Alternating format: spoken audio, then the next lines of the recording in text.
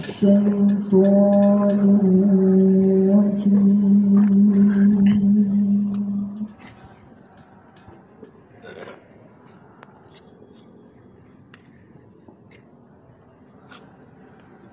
بسم الله الرحمن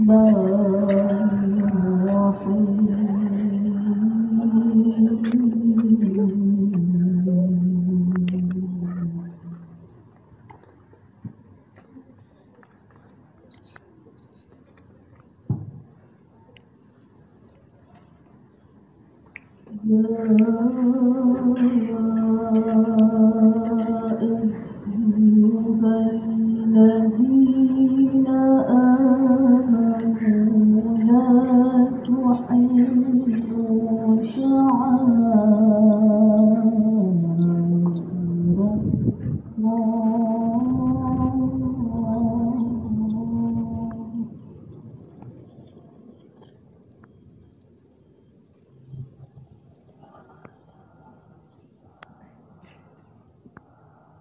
ولا الشهر الحرام ولا الهدي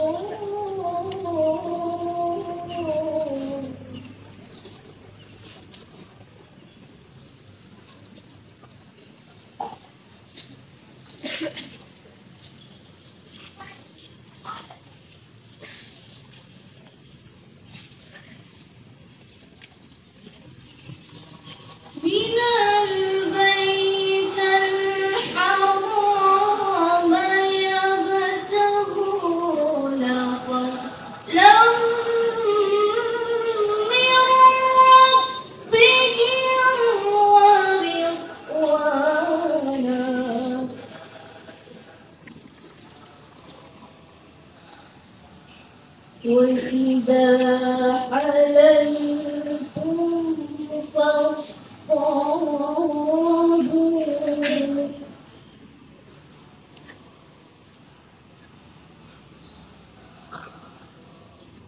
ولا يجرمنكم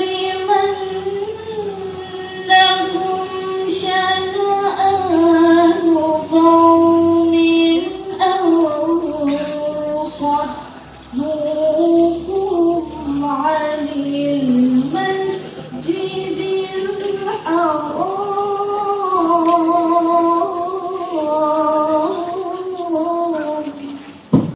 Assalamualaikum warahmatullahi wabarakatuh.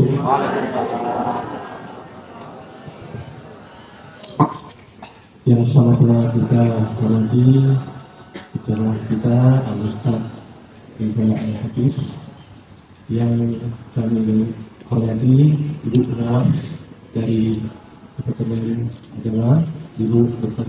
Aisyah Kaliman, Bapak, Ibu-ibu, serta Mas Guru dan tenaga yang kami cintai. Alhamdulillah, hari ini kita dapat melaksanakan kegiatan yang sudah kita agendakan setiap tahunnya.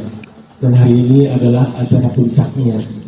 Ya, acara puncaknya yang minggu kemarin kita sudah melakukan berbagai macam kegiatan dalam rangka menyambut bulan Muharram.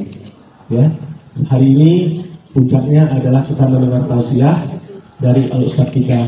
Semoga apa-apa yang diberikan oleh Ustaz nanti dapat kita terapkan, dapat kita amalkan dengan sebaik-baiknya. Mengingat waktu, maka sambutan ini tidak panjang-panjang. Bapak Ustaz Riza Al-Hafiz, dimohon kesediaan Bapak untuk sekaligus membacakan doa. Kepada Bapak disilahkan.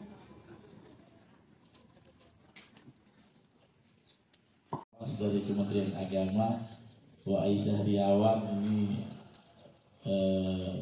sering bermajelis bersama dengan kami di masjid-masjid, terutama Al-Uswah, termasuk Pak Kemset ya. Dan para bapak ibu majelis guru yang kami muliakan, saya kalau ke sini itu ingat kisah dulu. Saya alumni SMP 5.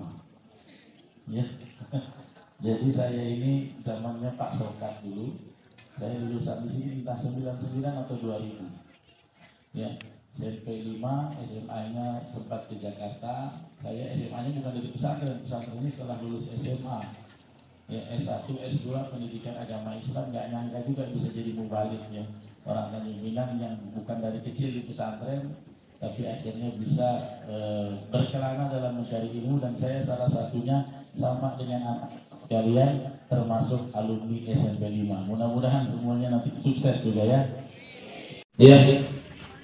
Jadi hijrah itu Nabi kan kampungnya di mana? Nabi itu kampung halamannya di mana? Di Mekah. Diusir keluar dari kampung halaman secara paksa oleh saudaranya sendiri. Kira-kira rasanya gimana? Sakit atau tidak? Sakitnya di mana? Di sini ya, bukan di sini ya. Sakit rasanya.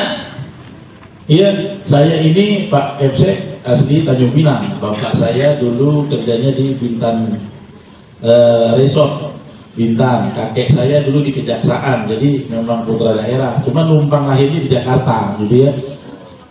Setelah sekolah, kuliah sampai S2 sebenarnya tawaran mengajar itu banyak di Jakarta, Bogor ya. Tapi rasanya pulang kampung itu satu yang didambakan seseorang, karena cinta dengan kampung halaman. Ya, Bapak Ibu yang mungkin kampungnya bukan Tanjung Pinang, kalau ada pekerjaan ya yang mapannya seperti di sini, mungkin pilih mencari nafkahnya di kampung. Semua begitu. Orang sudah jadi kaya, jadi presiden, jadi gubernur, kalau lebaran pasti dia akan pulang kampung, nggak akan dia ke mana-mana. Karena apa? Tempat yang paling dicintai adalah kampung halaman. Nah, ketika Nabi dan sahabat hijrah, bukan berarti Nabi tak sayang dengan kota Mekah. Nabi tak suka, tinggalin aja kampung halaman. Tidak, Nabi itu sangat cinta kota Mekah.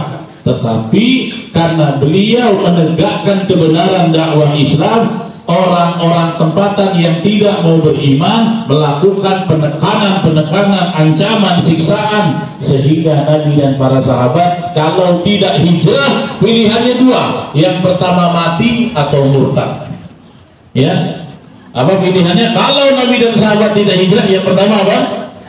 Mati atau murtad. Al-maut au irtidad, atau keluar dari agama Islam. Nah, ini yang harus kita ketahui. Makanya ketika Rasulullah bersama Abu Bakar pergi lewat arah Yaman menuju ke Yathrib yang saat ini namanya Madinah, lewat arah ke Yaman, sembunyi di Jabal Nur sambil melihat kota Mekah itu meninggalkannya berat. Bukan Nabi dulu kita jalan-jalan ke Madinah, tidak. Nabi bilang apa? Nabi pandangi dari jauh kota Mekah ini. Ya baladul Makki, wahai kota Mekah, engkaulah bumi yang ahbabtuka, aku sangat cinta kepada kota Mekah. Laula yukhrijuni qaumi, kalau bukan karena aku diusir oleh kaumku, aku gak mau meninggalkan kota Mekah, kampung halaman yang aku cintai. Jadi ini anak-anakku sekalian, kita harus paham historis sejarah kenapa hijrah itu harus dilakukan. Nah, sekarang kalau Ustaz tanya kepada anak-anak, kalau Ustaz bilang kisah tentang Bilal bin Rabah, yang kalian tahu Bilal itu disiksa diapain? Udah pernah bilang ditimpa dengan batu. Ternyata itu bukan satu-satunya siksaan yang diterima Bilal. Ya, Nabi dan para sahabat itu di zaman awal keislaman sholat nggak boleh ke surau, nggak bisa, belum ada masjid. Mereka harus sholat di lorong-lorong, di basement, di rumah tersembunyi. Sholatnya diam-diam. Kalau ketahuan sholat ramai-ramai, bisa dibunuh, bisa disiksa, bisa digantung, bisa ditusuk dengan tombak. Ini latar belakang yang terjadi sampai hijrah itu terjadi. Difirmankan Allah, Nabi dan para sahabat harus hijrah. Satu contohnya Bilal. Bilal itu kan seorang budak. Dia sudah masuk Islam. Dia setiap hari sholat, tapi setiap sholat dia selalu datang ke basement bawah rumahnya, di atas tempat tuannya. Dia sholat diam-diam. Tapi dengan tekanan begitu pun semangat untuk menegakkan sholatnya luar biasa. Jadi Bilal satu hari sholat di basement, dia takbir, Allahu Akbar, pintunya di belakang dia. Tiba-tiba tuannya Umayyah bin Khalaf namanya, laknatullah alaih, dia datang ke basementnya Bilal. Bilal tidak sadar sedang qomat kamit membaca bacaan sholat. Allahu Akbar. Bismillahirrahmanirrahim. Alhamdulillahi Rabbil Alamin. Ar-Rahmanir-Rahim. Baca sholat, Umayyah dengar, hah? Apa yang dibaca Bilal? Ternyata budakku sendiri sudah mengkhianati Tuhan berhalaku.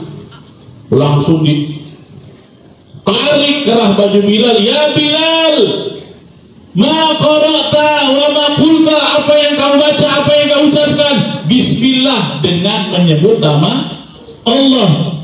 Ma huwa Allah, apa itu Allah? Yang kita tahu Bismillata, Bismi Uzza, Bismi Manna. Itulah Tuhan-Tuhannya orang kafir. Lata, Mana, Uzza, nama-nama Tuhan. Ya, Tuhannya itu patung, dipahat dia, habis itu disembah. Kan lucu. Tuhan diciptakan oleh hambanya sendiri. Kalau hambanya nggak pahat itu batu, nggak ada Tuhannya. Makanya orang yang menyembah berhala itu kan, kamu sudah ikut dengan keyakinan Tuhan Muhammad, nggak boleh kau hidup tenang. Akhirnya Bilal dibawa ke atas, ya, fasa'ida ala unukihi hablan. Kemudian oleh Umayyah bin Khalaf diambil tali, talinya panjang, talinya tebal, diikat di lehernya, diikat kuat, dipanggil Sibyan. Hei anak-anak, bocil-bocil sini, bocil-bocil. Saya perintahkan kamu, tarik ini tali, jadikan ini orang seperti anjing peliharaan. Bilal diarak keliling gunung-gunung Mekah oleh anak kecil atas perintah tuannya. Kenapa? Karena ketahuan melakukan salah. Jadi Utsman bin Affan ini punya paman, pakcik. Pakciknya dimasuk Islam, ketahuan sama orang kafir Quraisy. Lantas apa yang mereka lakukan? Dia ambil itu pelepah kurma yang sudah jadi tikar yang kering, ya, kemudian dialasi. Kemudian pamannya Utsman bin Affan diletakkan di atas daun itu pelepah kurma, digulung sampai seperti digulung pakai tikar, kemudian dibikin bara api, diasap, dipanggang seperti orang memasak ayam bakar. Ini siksaan yang dialami. Nabi sendiri pernah, satu-satunya yang berani sholat di depan publik, di depan Ka'bah adalah Rasulullah, karena beliau harus syiar. Satu hari Nabi sedang sholat di depan Ka'bah. Kemudian di pinggiran Ka'bah itu ada penjahat Quraisy, ketuanya namanya Abu Jahal. Kemudian ada Uqbah bin Abi Mu'aid. Kemudian ada banyak lagi orang kafir. Kemudian Abu Jahal bikin sayembara, hei fulan, siapa yang berani menghina Muhammad yang sedang sholat di depan Ka'bah, dialah orang yang paling perkasa di antara kita. Datanglah seorang pahlawan busuk di dalam pandangan mereka, namanya Uqbah bin Abi Mu'aid. Kata Uqbah, ana musta'id, saya siap menghadapi Muhammad. Oke, apa yang harus aku lakukan? Sekarang kata Abu Jahal, kita belah itu unta. Unta itu kalau dibelah perutnya ada isi perutnya, tahu kan? Yang seperti usus ada perutnya. Kalau dibelek lagi ada bekas makan rumputnya yang hijau-hijau, baunya mantap. Ya, isi perutnya dibuka. Kemudian kalau isi perut hewan dibuka kan ada darahnya, jeroannya, ada darahnya, kotorannya, bekas makannya dikumpulkan di satu ember. Tantangan kamu, challenge buat kamu, wahai Uqbah, kamu siram ini isi perut unta yang berbau busuk ke atas Muhammad. Ini kejahatan mereka. Akhirnya Nabi sedang sholat, sangat tenang, gak ganggu orang. Nabi sholat sendirian di depan Ka'bah. Apa yang terjadi? Datang Uqbah, disiram punggung Nabi dengan isi perut unta. Mohon maaf ya, itu isinya makanan bekas taiknya unta, darah unta yang baunya busuk. Kita kalau kurban nengok ada sapi buang airnya, jijai kita yang cewek. Ini isi perutnya ditumpahkan di kita. Sekarang saya tanya, kalau kalian punya bapak lagi sholat di masjid, kemudian ada orang yang buyur dengan darah, marah tidak? Marah tidak? Nabi dilakukan itu. Ada satu sahabat yang melihat, Ibnu Mas'ud mengatakan, aku melihat kejadian itu, fama utiku bisyai'in, tapi aku nggak bisa apa-apa. Kenapa? Ibnu Mas'ud orangnya kurus, betisnya kecil. Kalau Ibnu Mas'ud melawan Umayyah bin Khalaf, Uqbah bin Abi Mu'aid, al-gojo kafir, baru sekali tekong aja langsung patah betisnya.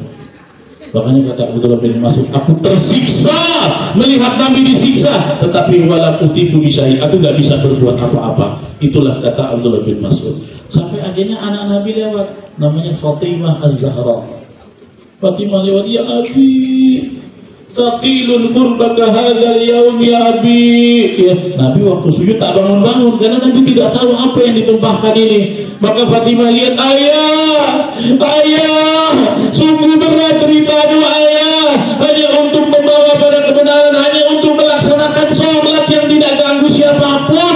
Berapa berat sisaanmu ayah. Putri beliau menangis karena beliau melihat Nabi tidak mengangkat-ngangkat kepalanya. Sampai akhirnya Fatimah datang mendekati Nabi.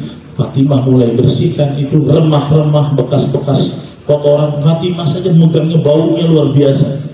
Akhirnya Rasulullah bangkit dan beliau berdoa, Allahumma alaika bi kuffari Quraisy. Ya Allah, aku serahkan kepadamu kelakuan orang kafir Quraisy. Di samping orang kafir Quraisy, dalam hatinya mengatakan, aduh gawat, kalau Muhammad sudah berdoa depan Ka'bah, ini pasti terjadi, mati semua kita.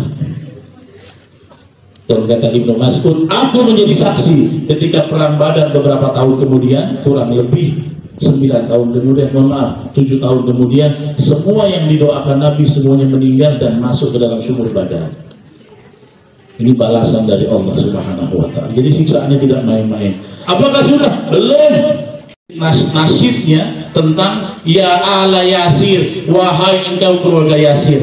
Jadi Yasir ini seorang bapak, punya istri namanya Sumayyah, punya anak namanya Ammar. Makanya anaknya terkenal namanya Ammar bin Yasir. Kenapa namanya lebih terkenal dari ibu bapaknya? Karena ibu bapaknya tewas satu hari. Ammar ini dan Ammar, Yasir, Sumayyah keluarga yang memang dari perbudakan Bani Makhzum namanya. Ya, jadi setiap Nabi terima wahyu, Ammar ini selalu ikut dengar menyimak wahyu. Waktu itu turun surat Ad-Duha. Wadduha wal laili idza saja. Jadi ketika dapat wahyu, beliau bawa ke rumah, dibacakan, ayah, ibu, tadi ada wahyu yang turun surat Ad-Duha. Akhirnya mereka saling menyimak, seperti kita kalau belajar sama guru. Gurunya contohin. Tiba-tiba ketika mereka sedang menyimak, mereka punya tuan yang bernama Abu Lahab, ya, Abu Jahal atau Abu Hakam mendengar pembicaraan tentang wahyu itu. Akhirnya diketuk pintu rumahnya, "Madza qara'tum fi baitikum?" Apa yang kalian baca? Apakah kalian sudah ikut-ikutan Tuhannya Muhammad? Tidak akan kubiarkan kalian diam. Tidak akan kudiamkan kalian dalam ikut dengan keimanan Muhammad. Akhirnya bertiga ini, ayah, ibu sama anak diarak keluar rumah. Ya, dipajang di atas padang gurun, padang pasir. Yang pertama, Ammar sang anak diikat seperti tiangnya. Di tiang, ya, Ammar diikat, tangan ke belakang, kaki ke belakang, jadi begini. Ibunya Sumayyah sama, ada tiang satu lagi dari kayu diikat, jadi nggak bisa bergerak. Bapaknya Yasir ditanam ke tanah, sisa kepalanya saja. Yang diinginkan apa sih? Apakah mau rampok duit? Bukan. Mereka cuma mau ganggu, memurtadkan orang yang beriman kepada Allah dan Rasulnya. Na'udzu bika min syarri ma sana'na, nabu'u laka bi ni'matika 'alaina wa nabu'u bi dzunubina faghfir lana fa innahu la yaghfiru dzunuba illa anta ya sami' ya basir ya khabir bima na'malun. Ya Allah yang maha mendengar, yang maha menatap hambanya hari ini, kami di lapangan SMPN 5 Tanjung Pinang, ya Allah, mengangkat tangan, menundukkan hati kami, ya Allah, bermunajat kepadamu, ya Arhamar Rahimin. Allahumma yassir hajatana, mudahkanlah seluruh hajat kami, ya Allah. Kami ini para siswa-siswi SMP 5, mudahkanlah kami agar menjadi orang yang sukses, ya Allah, menjadi orang yang dapat membanggakan ibu dan ayah kami, ya Allah. Ya Allah, kalau hari ini banyak di antara kami yang masih bermalas-malasan dalam beribadah, ya Allah, yassir lana wa tahhir qulubana, mudahkan kami, ringankan kami, ya Allah, bersihkan hati kami dari dosa-dosa, dari perbuatan nista yang membuat kami sulit beribadah. Ya Allah, ada di antara kami yang punya ayah, ayahnya berjuang banting tulang, ya Allah, berikanlah sihatan wa afiatan, kesehatan darimu, penjagaan darimu, jagalah jagalah ayah kami ya Allah, pejuang yang membanting tulang supaya kami mendapatkan baju yang layak, sepatu yang layak, uang jajan setiap hari. Sementara kadang beliau demam, kadang beliau sakit badannya, beliau tidak pernah mengeluh agar kami bisa tenang dalam bersekolah dan belajar ya Allah. Allahumma ya Allah, jagalah ayah kami. Allahumma ya Allah, ihfaz ummahatina, jagalah ibu-ibu kami yang menyiapkan segala keperluan kami. Tapi ya Allah, kadang-kadang lisan ini suka menyakitinya ya Allah. Padahal dalam hatinya dari kami bayi, kami menangis tengah malam, ibu tidak meminta imbalan. Dengan keikhlasan dia merawat kami, dia siapkan sarapan kami, dia berikan uang jajan kami, dia siapkan pakaian kami ya Allah. Tapi kenapa kadang lisan ini masih mengumpat ya Allah? Banyak di antara saudara kami yang tidak lagi memiliki ibu ya Allah. Kami tahu betapa sakit dan rindunya. Maka berikanlah kesehatan dan kekuatan kepada ibu kami ya Allah. Sehatkanlah guru-guru kami, para majelis guru ya Allah, yang ikhlas dalam mengajarkan ilmu ya Allah. Berikanlah setiap detik, setiap nafas, setiap keringat yang menetes menjadi amalan mutaqabbalan, amal yang Kau terima di sisimu kepada guru-guru kami. Dan janganlah jadikan kami sebagai murid-murid yang durhaka, yang membenci gurunya, menggibah gurunya. Kenapa? In qata'a anna bi barakatil ilmi, terputuslah keberkahan ilmu kalau di antara kami ada yang memusuhi bahkan menggibahi gurunya. Ya Allah, lindungi kami semua dalam kebaikan-Mu, dan nantinya persatukan kami di dalam surga-Mu ya arhamar rahimin. Rabbana atina fid dunya hasanah wa fil akhirati hasanah wa qina adzaban nar walhamdulillahi rabbil alamin. Demikian ya.